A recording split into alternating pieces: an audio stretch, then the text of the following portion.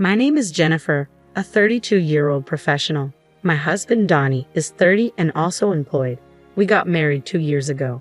Donnie might seem a bit unreliable at times, but he's a kind-hearted person and quite capable of managing the household chores. I'm a career-driven woman, finding fulfillment in my work and the achievements it brings. I work in the New York metropolitan area, a place where hard work is recognized and rewarded. However, the possibility of relocations looms and there is no established policy for maternity or parental leave. Many female employees tend to resign upon marriage or starting a family. Initially, I also preferred my career over domestic life and had no plans of getting married. When Donnie proposed, expressing his desire to marry me, I initially turned him down. I love my job, I said. I'm a section chief now, but I want to climb higher. I can't picture settling down or having kids. However, Donnie understood my ambitions and promised we would share the housework and not have children. His understanding nature eventually won me over, and I agreed to marry him. Although we both work and sometimes don't divide the chores exactly as planned, we support each other and manage pretty well. We face some annoying comments from my in-laws like, "You should prioritize your home over your work," or "Aren't you going to have kids?" But it's not too troublesome since Donnie always stands up for me. Living with Donnie has been a pleasant experience, and I've come to appreciate the beauty of married life. Then one day, my supervisor, the department manager, called me in to discuss a potential transfer to a branch office. He said, "What do you think? The position is at a regional branch, but you'll be back at headquarters after 2 years. You'll be a section chief at the new location, and if you keep up the good work, a promotion is guaranteed upon your return. You could even become the first female department head." Not a bad offer, right? Accepting or rejecting this transfer would significantly impact my career. In our company, everyone who has advanced to department manager or higher has undergone a transfer.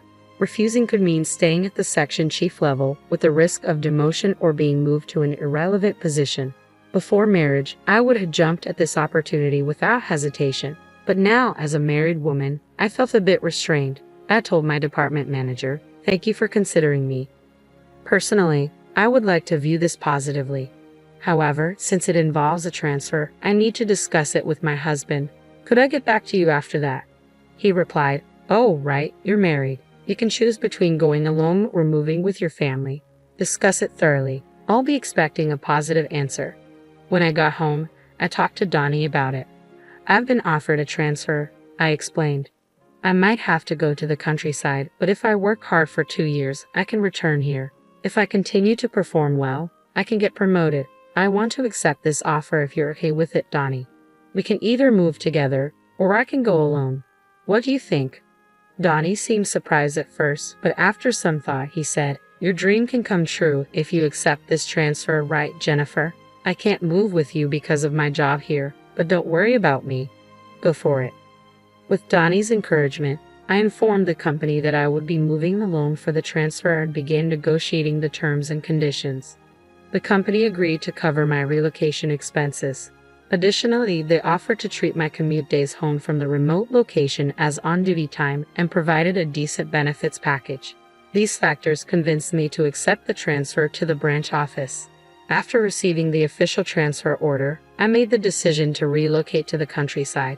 I found out I could rent a company apartment at a reasonable price, so that's where I opted to live. On the day of the move, the movers had already transported my belongings, and my husband came to see me off at the station. "Thanks for seeing me off. I'll keep in touch regularly and try to come home as often as I can."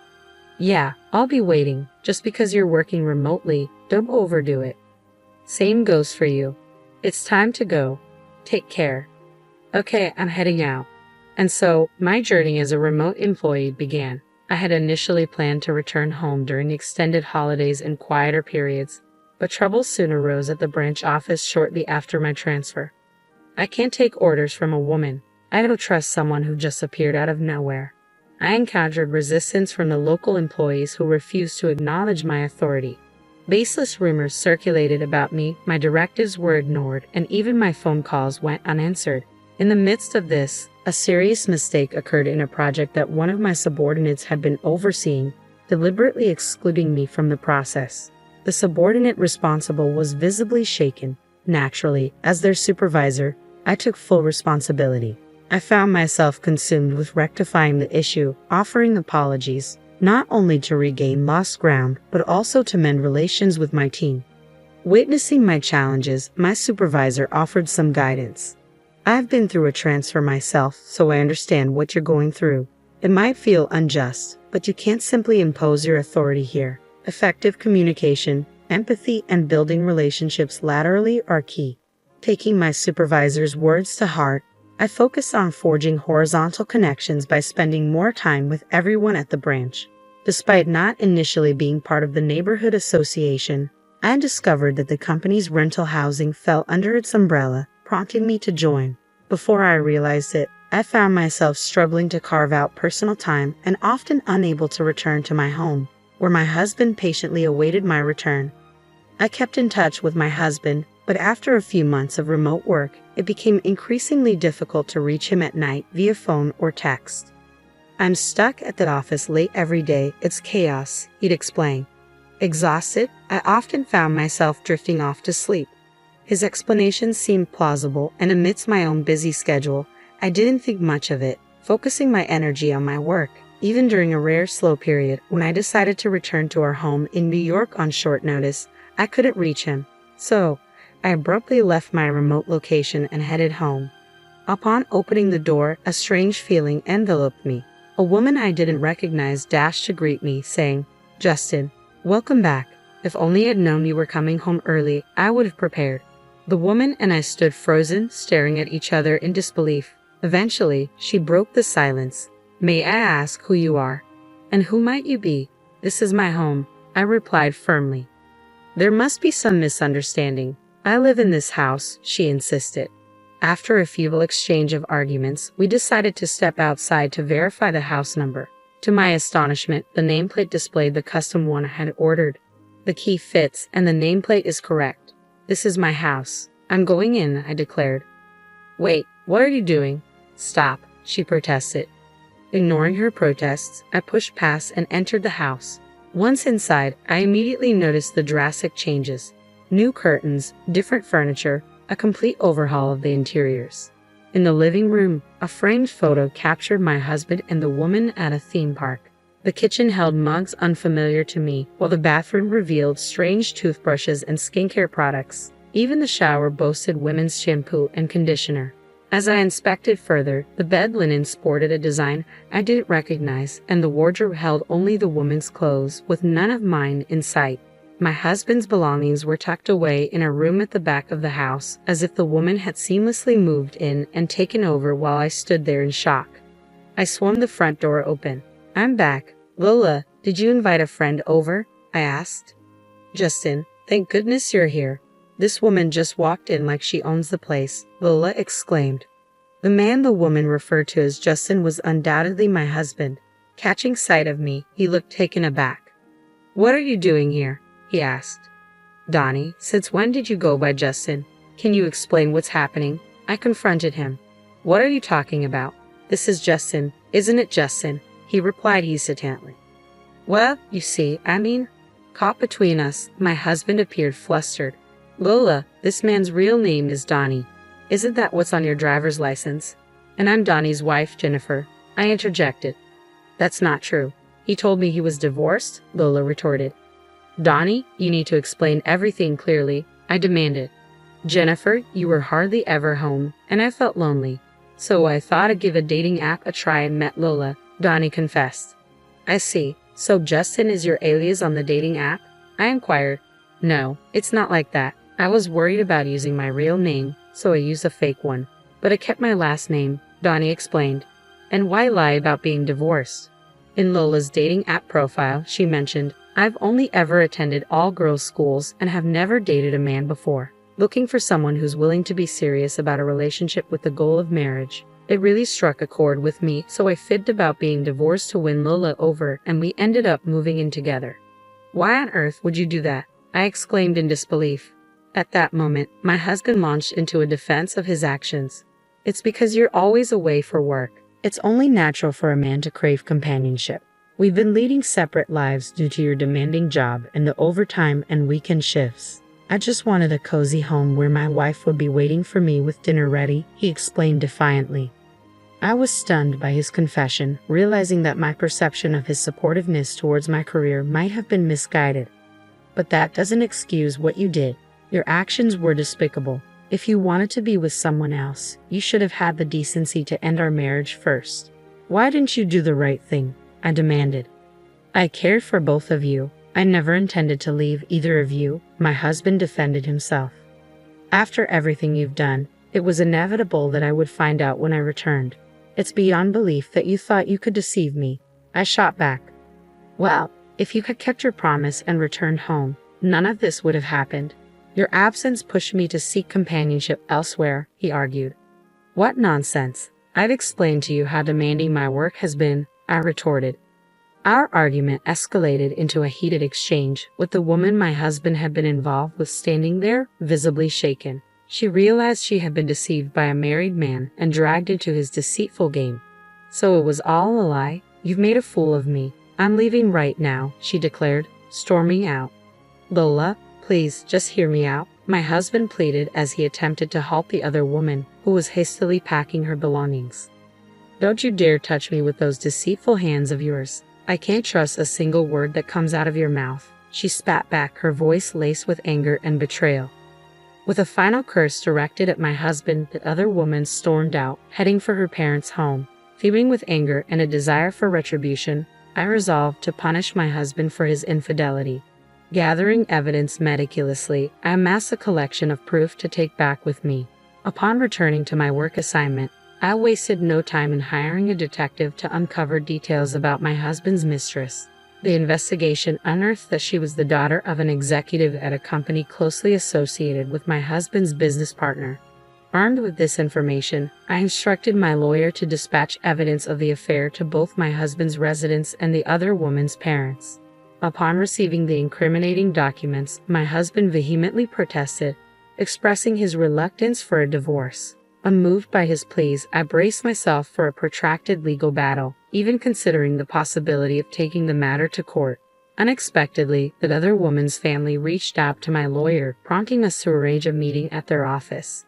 To my surprise, the other woman and her parents showed up, offering their sincerest apologies.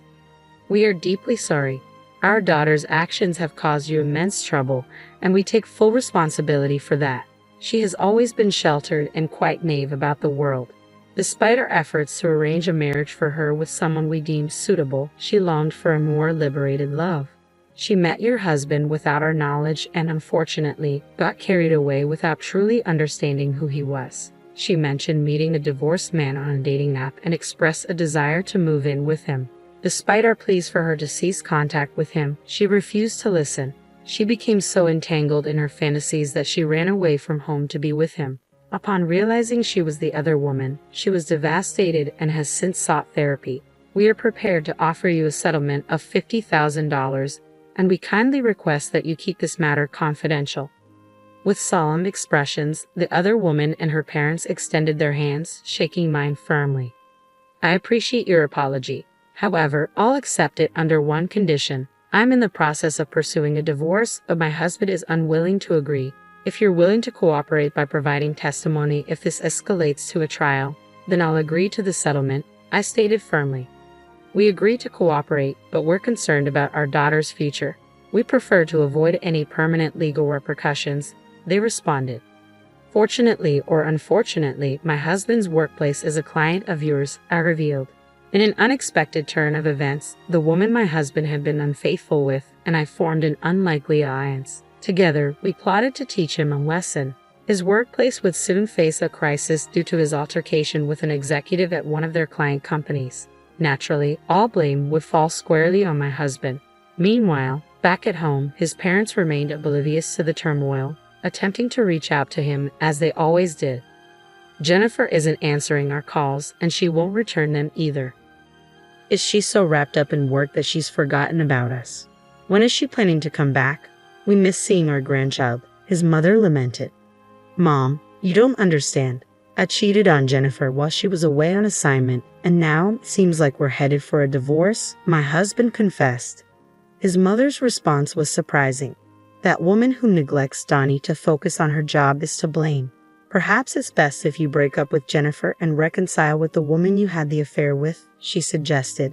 It became apparent that my in-laws had chosen to align themselves with the other woman's family, possibly because they perceived them as wealthier than ours. They launched a series of attacks against me, bombarding me with calls that I eventually had to block. Undeterred, they began calling me at work. When I refused to engage with them, they took matters a step further by showing up at my workplace, causing a commotion and creating a scene. "Release our son. It's your fault for being such a career-focused woman that our son strayed. He'd be happier with his lover, so stop interfering," his parents demanded. In response, I exclaimed, "What are you talking about? I'm the one seeking a divorce from Donnie. He's the one resisting, and besides, the woman he cheated with has no interest in reconciling with him. He deceived the daughter of a business executive into a relationship, and they're rightfully upset. This is going to cause a lot of trouble." Upon realizing that their son had injured a significant client, my in-laws swiftly changed their tune and attempted to reconcile with me. "Oh dear, we had no idea it had escalated to this point. We must have misunderstood. We apologize. Our son has acted foolishly, but he's regretful. You'll forgive him, won't you, Jennifer?" they pleaded. "I must decline. You've just criticized me, and now you expect me to forgive you. Please leave," I asserted firmly. Refusing to budge, they persisted, prompting me to have them escorted out by security. Their disruptive behavior led my company to take legal action against them for obstructing business. Following these events, I finally received the compensation owed to me by my husband and proceeded with the divorce. Additionally, the other woman's family sought compensation for the breach of her chastity and the costs of her psychiatric treatment, with the repercussions of his actions tarnishing his reputation at work and the financial strain of hefty compensations. My husband found himself overwhelmed with debt. Unable to afford to resign, he found himself trapped in a difficult situation. After 2 years of being away on assignment, things have finally calmed down. As I prepared to return to the main office, I reflected on my journey.